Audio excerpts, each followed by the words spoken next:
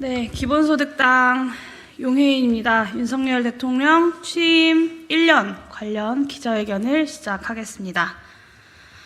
진보와 보수, 좌파와 우파를 막론하고 모든 국민이 동의하는 가치가 있습니다. 혹은 속마음이야 무엇이든 공개적으로는 반대할 수 없는 가치가 있습니다. 민주주의, 민생경제, 자유와 인권, 평등, 평화가 그것입니다. 우리가 공공선이라 부르는 가치입니다. 저는 무겁고 안타까운 마음으로 윤석열 정부 취임 1년 만에 공공선의 이 모든 분야에서 거리낌 없이 거대한 퇴행이 진행되었다고 평가합니다. 한마디로 정치는 없었고 경제는 망가졌고 안보는 위험해진 1년이었습니다. 대통령은 반민주주의와 정당 정치에 대한 이해가 대통령은 민주주의와 정당 정치에 대한 이해가 부족한 정도가 아니라 반정치, 반민주주의 행보를 보였습니다. 당선 이후부터 과반 야당의 대표를 단 한 번도 만나지 않았습니다. 대통령 본인이 한 명의 개인이 아니라 하나의 헌법기관임을 이해하지 못하니 국회와 정당 또한 헌법에 따른 권력 분립의 일주체인 입법부로서 이해하지 못하고 오로지 피고인으로서만 여기는 것입니다. 국민은 대통령을 뽑았는데 아직도 검찰총장 노릇을 벗어던지질 못하고 있는 것입니다. 여당과의 관계에서는 탄핵이 충분히 거론될 수 있을 정도로 정당 민주주의라는 헌법적 가치를 유린했습니다. 용산 권력의 일방적 행사에 방해가 될 만한 인사들의 대표 출마를 대통령실 공개 압력을 통해 주저앉히고 당내 표심에도 영향을 미치려는 의도가 다분한 공포조장 발언들을 이어갔습니다. 여당 대표가 자율성을 갖지 못한 꼭두각시로 평가받고 최근에는 공천 영향력을 얻고 여당 최고위원의 정부 옹호 발언을 주문한 녹취록까지 공개될 지경입니다. 범여권 내부의 권력 질서를 정하는 문제를 넘어서는 명백한 국민 주권의 퇴보입니다. 보수정당이라면 마땅히 수호해야 할 언론과 표현의 자유도 후퇴를 거듭했습니다. 바이든 날리면 발언을 여과 없이 보도한 MBC에 취재 협조 거부라는 적반하장식 탄압을 가하고 정권 반대 언론사의 특정 보도와 취재를 법무부 장관이 직접 고발하고 압수수색 및 구속영장 청구를 남발했습니다. 언론의 자유는 언론사의 영향력이나 수준과 무관하게 보장되어야 하는 기본권이라는 인식 자체가 없는 것으로 보입니다. 화물연대 파업에 대한 강경 진압 이후 노조 때리기와 탄압이 일상적인 국정과제로 들어섰습니다. 헌법수호 의무를 선서한 대통령이 헌법사항인 노동 3권을 무력화하겠다는 일념으로 일반 행정부처만이 아니라 경찰과 검찰 권력을 총동원하고 있습니다.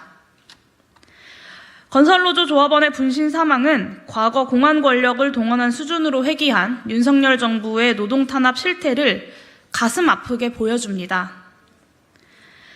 이태원 참사가 발생한 지 200일 가까이 되는 지금까지도 윤석열 정부는 단 하나의 책임도 인정하지 않고 있습니다.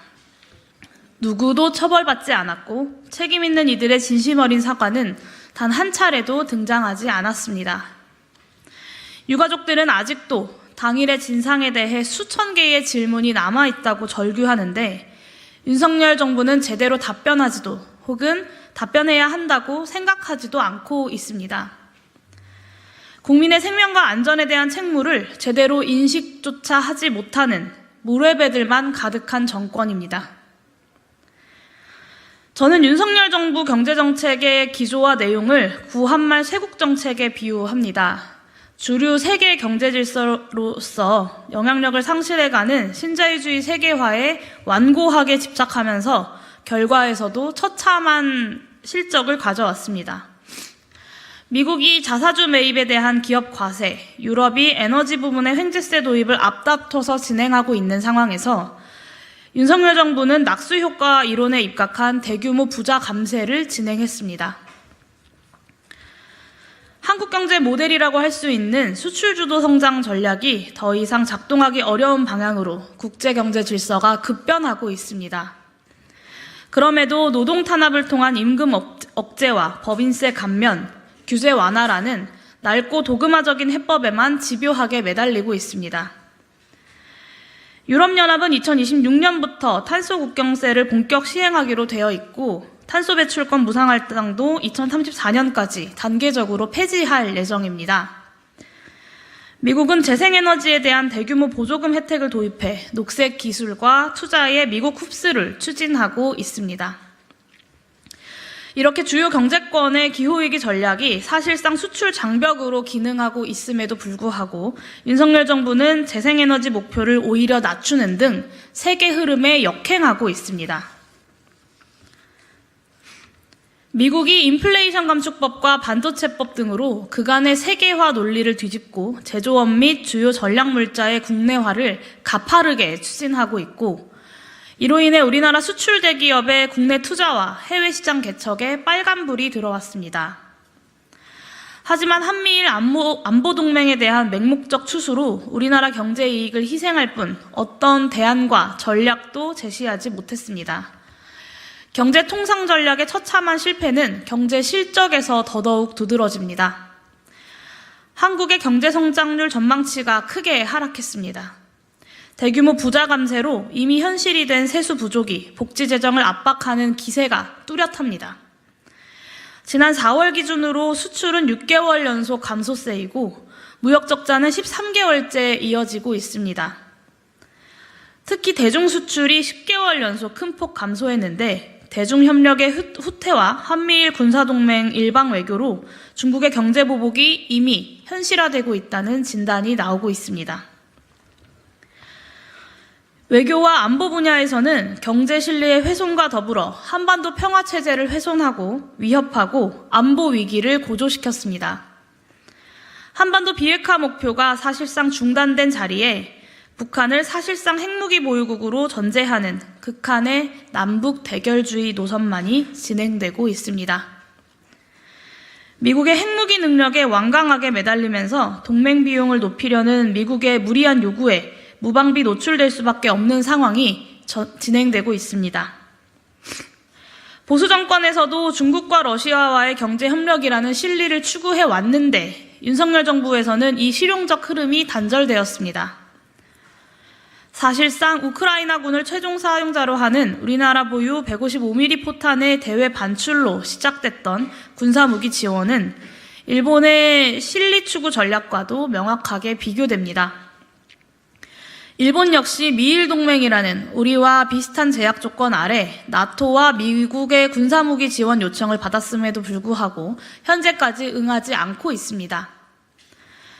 사할린으로부터의 가스 수입 단절을 막고 불필요한 군사적 긴장을 유발하지 않기 위한 것임을 어렵지 않게 이해할 수 있습니다. 이 중차대한 국가 전략이 어떤 국가적 논의도 없이 어떤 민주적 압력과 통제도 받지 않고 대통령 개인이 즉자적인 정세관과 세계 질서에 대한 선악 세계관에 기초해서 질주했던 지난 1년이었습니다. 즉 윤석열 대통령 취임 1년은 총체적으로 공공선의 주요 영역에서 거대한 후퇴의 시기였습니다. 대통령 지지율 추이를 보면 우리 국민은 취임부터 지금까지 단 한 번도 대통령과 허니문 기간을 가져본 적이 없습니다. 그러자 지지율이 0%가 되더라도 지지율 1%가 되더라도 이 이야기가 대통령의 입을 통해서 2번 나왔습니다. 저는 이것이 특정 정책에 대한 대통령의 고집뿐만이 아니라 국민과의 소통, 민주적 견제를 받아들이지 않겠다는 대통령의 사고를 보여준다고 생각합니다. 따라서 지난 1년 동안 그저 무능한 대통령이 아니라 매우 위험한 대통령이었다는 점을 충분히 입증했다고 생각합니다. 여당조차 없애고 윤당만 남겨버린 대통령이 여론 지지율에도 상관 않겠다는 위험한 말들을 쏟아내고 있는 지금 저는 윤석열 정권의 대담하고 위험한 결단을 어떻게든 막아야 하는 과제를 다시 한번 되새깁니다. 왜냐하면 아직 그의 임기가 4년이나 남아있기 때문입니다. 존경하는 국민 여러분, 저는 우리가 능히 무레베 정권의 거대한 태행을 막아낼 수 있을 것이라 믿습니다. 그 길에 함께 해주십시오. 감사합니다.